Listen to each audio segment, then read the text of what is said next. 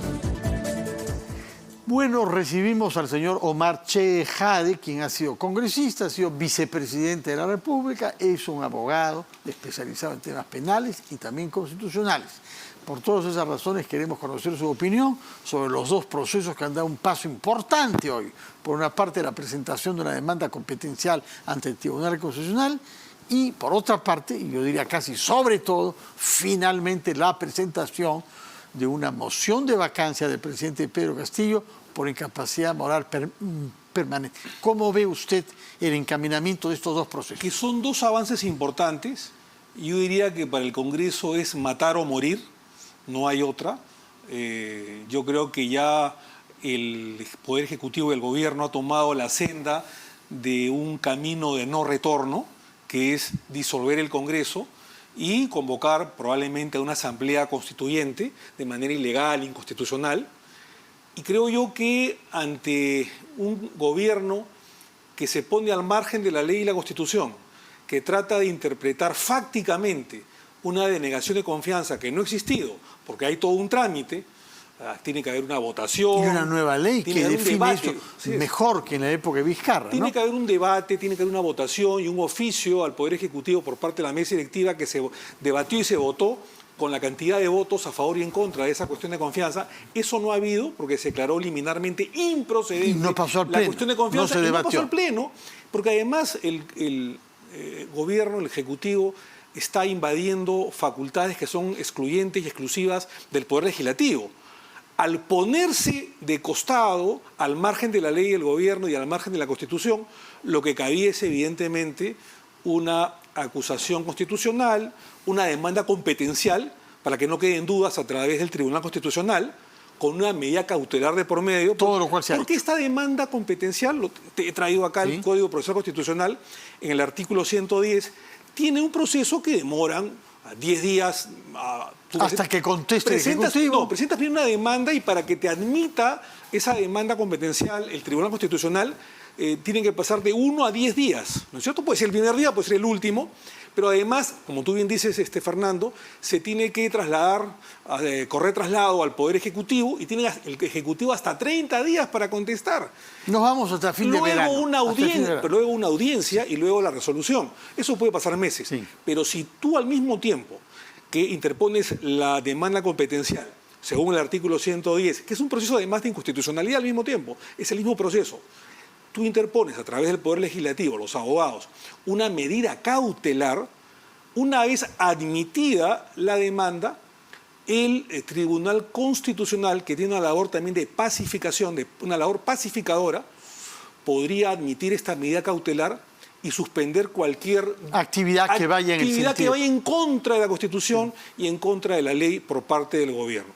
Creo que el tema de la vacancia es una salida que yo la estoy proponiendo hace mucho tiempo. Sí. Antes de ir a la vacancia, ¿a usted le parece que es inevitable que el Tribunal Constitucional conteste aceptando la medida cautelar y cuando se pronuncie sobre el tema de fondo, que es la demanda competencial, diga, señor Ejecutivo, usted está interpretando mal las cosas, no corresponde someter una cuestión de confianza a ese tema, a esa ley que ustedes quieren derogar? Sí, porque pone... Es inevitable, no cabe duda ahí, no hay margen de error posible. No cabe dudas, y para ello, según el artículo 110 del Código Procesal Constitucional, tiene que ser admitida esta medida cautelar por 5 votos. Con su memoria. No lea, porque contamos con su memoria. No, pero por 5 votos. Sí. O sea, de los 7 magistrados, tiene que ser admitido con la aprobación de la medida cautelar requiere el voto de 5 votos conformes, de los 7. La medida cautelar. La medida cautelar. Entonces, pero la medida cautelar de todas maneras se tiene que conceder. Negarlo sería exponer nuestra democracia sin duda alguna, a un riesgo innecesario. Te vuelvo a repetir, Fernando, gracias por la pregunta, que una de las labores más importantes del Tribunal Constitucional es una labor pacificadora en un Estado constitucional y social de derecho. Por lo tanto, creo que además el Tribunal Constitucional tendría el deber, la obligación de resolver en el menor tiempo posible, dado la coyuntura de crisis política. ¿Cuál es el menor tiempo posible para usted?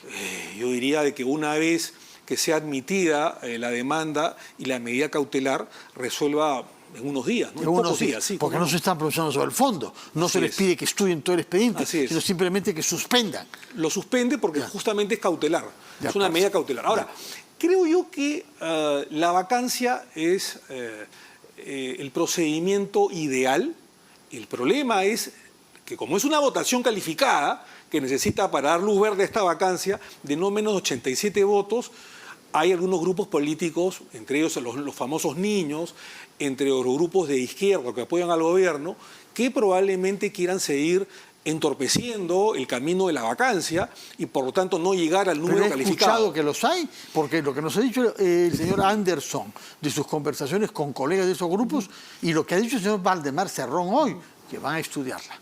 Claro, porque antes, yo creo que el hecho de haber precipitado esta denegación fáctica, ilegal, inconstitucional por parte del gobierno, les ha resultado un boomerang. Porque hasta antes de ello, los congresistas de la República, los niños o los tenían asegurado su trabajo. Tenían asegurado su trabajo hasta el 2026. Y ahora, más bien... Pero ahora, la próxima, y eso, aparte, el haber nombrado a un gabinete provocador, como es el de Betsy Chávez, que ha sido censurada por el propio Congreso. Y con votos de los partidos oficialistas. Y con votos de los partidos oficialistas hace que probablemente haya una votación de denegatoria, de confianza al próximo gabinete, que con la denegación fáctica, ilegal, inconstitucional del gobierno serían dos, y el objetivo del gobierno es disolver el Parlamento. Y con esto lo hagan. Y por lo tanto, estos congresistas que no apoyaban el pedido de vacancia, el camino de la vacancia en la primera oportunidad presentado por la congresista Chirinos y en la segunda oportunidad este año, ahora se animen a hacerlo para salvar sus cargos y sus funciones de cara al 2026. Por eso digo, en política hay que tomar las cosas con calma y el gobierno, excediéndose sus funciones, me parece que ha cometido un grave error para los propios intereses del propio Ejecutivo.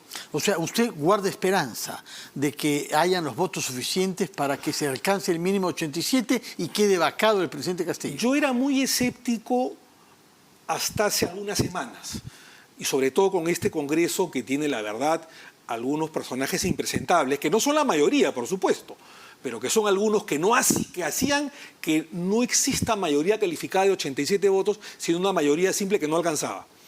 Pero dada la coyuntura y esta acción torpe del gobierno de promover una denegación fáctica que no existe y de avasallar las funciones del Congreso de la República, porque no se puede, digamos, hacer cuestión de confianza, salvo el gobierno por políticas del Ejecutivo o políticas generales de gobierno. ¿Qué es lo que podrá hacer Betsy Chávez cuando se presente? Lo que hace es poner en peligro a los propios congresistas que antes lo apoyaban. Antes lo apoyaban porque no había peligro en que terminen sus funciones el 2026.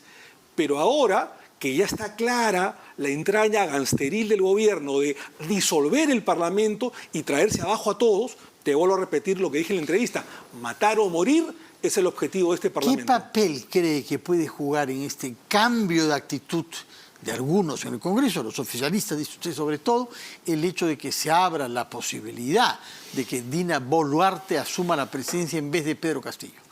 Han habido varios actos de ella que hacen pensar de que tiene algunas ideas, ¿no? Mira, creo que ella ha actuado de manera inteligente, ¿no?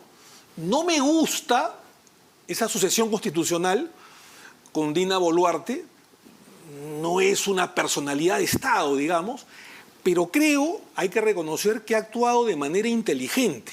Primero, está salvando su responsabilidad penal. Yo como penalista te puedo decir que acá habría probablemente hasta una falsedad ideológica como delito a los firmantes de esa acta inconstitucional del Consejo de Ministros que interpretan como primera denegación fáctica lo realizado por el Congreso. Y al no firmar y al haberse retirado del gabinete y al haber emitido un comunicado en el que ha dicho de que se aleja del gobierno y del Consejo de Ministros, está haciendo que su figura sea por lo menos revalorada y se piense en una transición de cara a una elección posterior que podría llevar a Dina Boluarte a esa sucesión constitucional. ¿Y va a hacer ahora provisionalmente en ejercer tareas de presidenta durante la ausencia de Pedro Castillo en Chile? Sí, bueno, ¿no? eso le corresponde por un tema de provisional cuando el presidente de la República se ausenta por viaje al exterior oficial. el vicepresidente de la República, yo lo he sido, no es que sea presidente de la República en el No, Perú, no, simplemente encargado del Sí, despacho presidencial, sí, sí. nada más. Sí. No hay dos presidentes, uno en el Perú y otro en el extranjero. Es encargado del despacho presidencial. Pero te digo algo más que es importante. Yo fui procurador anticorrupción y seguí el caso entre el año 2005 a 2007, 2008, del golpe de Estado de Fujimori el 5 de abril del año 92. Y juzgamos no solamente a Fujimori, sino también a los ministros golpistas. Y el único que se salvó y tuvo la decencia de no participar en el golpe de Estado el 5 de abril fue el entonces premier, Alfonso de los Heros, que dijo, esto no es conmigo, este es un golpe de Estado, yo en este momento abdico de cualquier función que me pueda comprometer penal y políticamente. Y se fue. Y fue el único que no fue juzgado. Y fue como testigo al proceso judicial. ¿Fueron condenados los otros? En primera instancia fueron condenados los ministros. ¿Pero no en segunda instancia? En la segunda instancia, en la Suprema, fueron absueltos los ministros civiles, pero condenados los ministros militares. ¿A qué pena? Que eran, si mal no recuerdo, a 12 años de prisión. Por golpistas. Sí, eso se llama rebelión. Rebelión. Sí, que es la sublevación en armas, ¿no?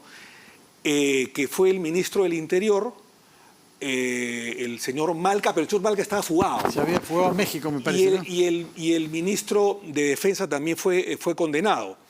Sí.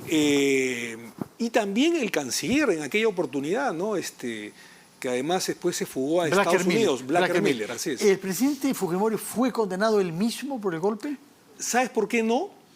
Y lo recuerdo con mucho aprecio, ese cuadernillo de extradición, porque cuando nosotros contratamos al abogado Alfredo Echeverri, que nos representó en Chile, él recomendó de que ese cuadernillo de extradición contra Fujimori no fuera enviado, porque se podría politizar y contaminar los demás temas por los cuales se enviaba el cuadernillo de extradición a Fujimori en Chile, que eran lesa humanidad, derechos humanos, homicidio, lesiones y delitos de corrupción.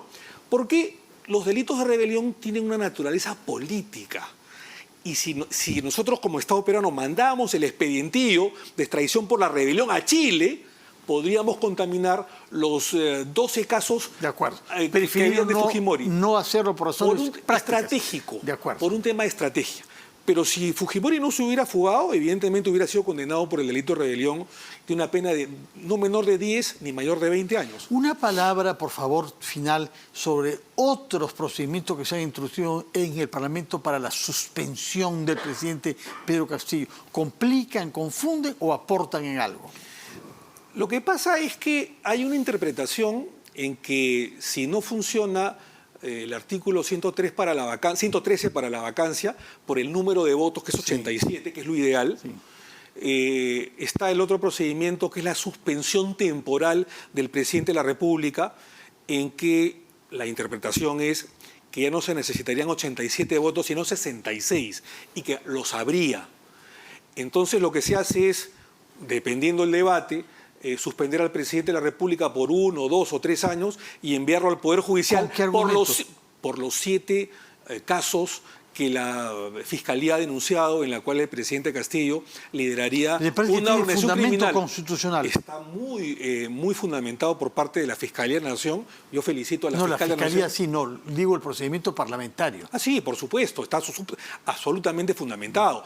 Y me guío, y quiero felicitar, porque hace minutos he terminado de leer las 87 páginas más o menos que tiene el documento de vacancia presidencial. 102. Que tiene la vacancia contra el presidente Castillo, que está muy bien fundamentado y muy bien argumentado. Lo he leído rápido, pero creo yo que ha sido fundamentado por épocas, por hechos, por denuncias, por gabinetes, por ministerios, y lo han hecho muy bien. Y eso también puede resolverse a través de una suspensión temporal del presidente a través del artículo 114. Veremos cuál sea el procedimiento más amable o que reúnan los votos para que el Congreso de la República llegue a su fin. Muchas gracias, Omar Fernando, encantadísimo. Jade, por sus explicaciones, por su presencia acá. Gracias. Y por el optimismo que nos ha expresado en el futuro político de corto plazo, parece, en el Perú. Muchas gracias. Gracias. Muy buenas noches. Vamos a hacer una pausa y entramos al segmento final de Las Cosas Como Son.